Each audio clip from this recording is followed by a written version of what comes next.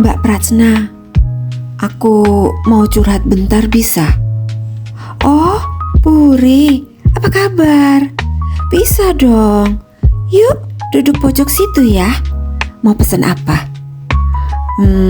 Hot chocolate aja mbak. Oke. Nah, yuk. Ada apa Bu Puri? Aku kesel mbak. Anakku, dia kan kuliah di Jogja. Baru masuk bulan kemarin, kos di sana. Aku beliin motor baru buat dia kuliah. Ternyata dia jual motornya. Terus uangnya katanya buat nabur di tempat ibadah dia. Semuanya dikasih mbak. Ini persis papanya. Kemarin papanya juga jual mobilnya buat nabur katanya, untuk pembangunan tempat ibadah yang katanya ladang yang subur mbak. Katanya Tuhan bakal balikin 100 kali lipat ganda loh mbak. Oh gitu. Sabar ya bu. Memang gak didiskusikan dulu sama ibu waktu mau jual motor dan mobilnya? Percuma mbak. Suara saya nih gak didengerin. Dianggapnya saya nih gak taat, gak punya iman sama Tuhan, gak percaya kalau Tuhan sanggup balikin 100 kali lipat. Aduh teman, mumet ya jadi Bu Puri. Beneran loh. Aku juga bakal pusing kalau hadapi situasi yang sama dengan Bu Puri. Ya, gini loh teman. Kadang kita memaknai iman dari kacamata investasi finansial aja. Jadi relasi kita sama Tuhan tuh kayak transaksional teman.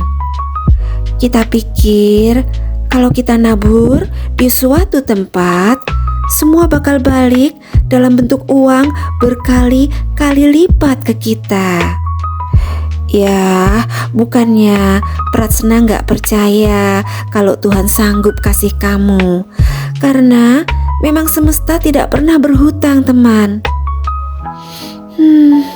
Tapi yang Pratsna sayangkan itu adalah pola mental kita yang salah di dalam memandang arti menabur dan menuai. Hubungan kita sama Tuhan jadi kayak transaksional kan? Soalnya didasari iman bursa saham. Nah loh, iman apa tuh Pratsna? Iman bursa saham tuh iman yang lahir dari perspektif investasi finansial aja. Apalagi jika diiming-imingi bakal menuai 100 kali lipat karena dipositioningkan bahwa ladang itu ladang yang paling subur. Aneh menurutku. Maaf ya kalau aku salah. Jangan marah ya. Tapi ini memang gak masuk logikaku teman. Ada yang bilang iman itu gak pakai logika. Tapi enggak kalau buat Pratsna. Iman itu harus didasari akal sehat juga. Mengapa?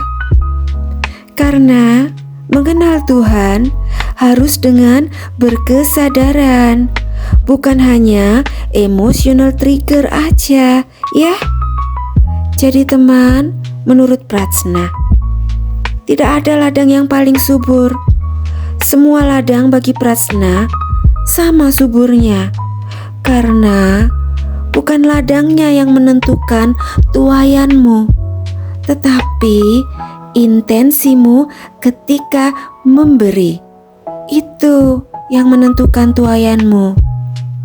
Hukum sebab akibat berlaku proporsional dan adil teman. Sang sumber sudah mengaturnya demikian.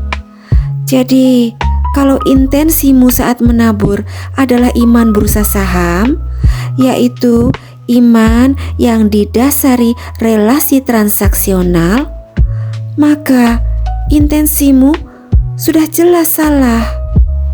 Lakukan itu dengan intensi cinta, teman. Karena jika yang menjadi dasar adalah cinta, maka investasi yang kau lakukan adalah investasi kehidupan, bukan investasi finansial. Karena tuaian itu bisa berupa apa saja, teman. Bisa berupa kasih sayang, bisa berupa kesehatan, dan bisa berupa ketenangan batin dan kemudahan di segala aspek hidupmu. Jadi teman, investasi kehidupan, it's all about you, your life, not only your money.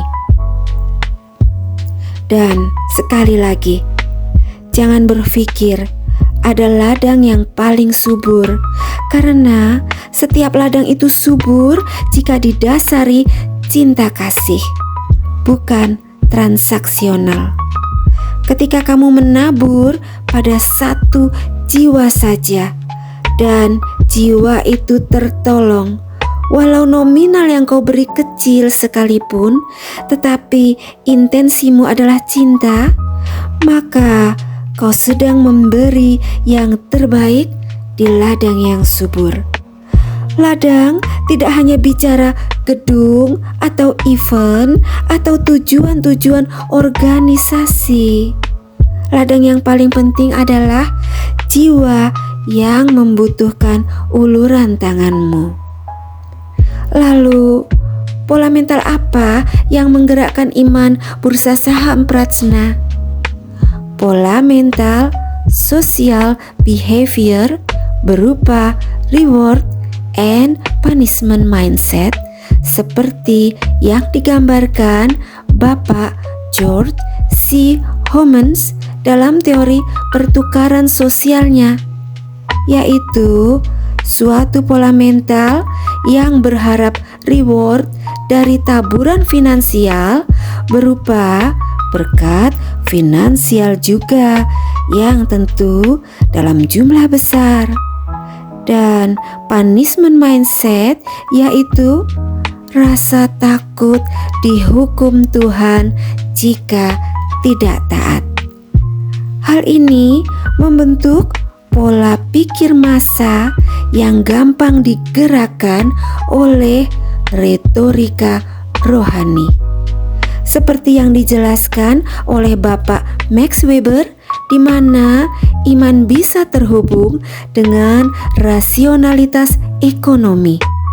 Jadi, iman bursa saham adalah bentuk modernisasi dari mentalitas kapitalis yang nyasar ke ruang religius.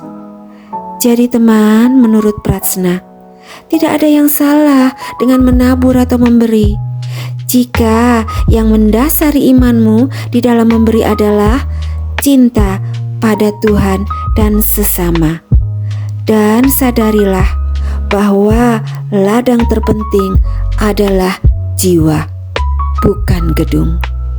Yuk kita menabur dengan berkesadaran sehingga hidup kita bermakna bagi sesama dan jiwa kita pun tumbuh. Oke teman, see you Kamis depan di cafe digitalku ya. Jangan lupa like, share, subscribe, dan bunyikan notifnya. Ciao.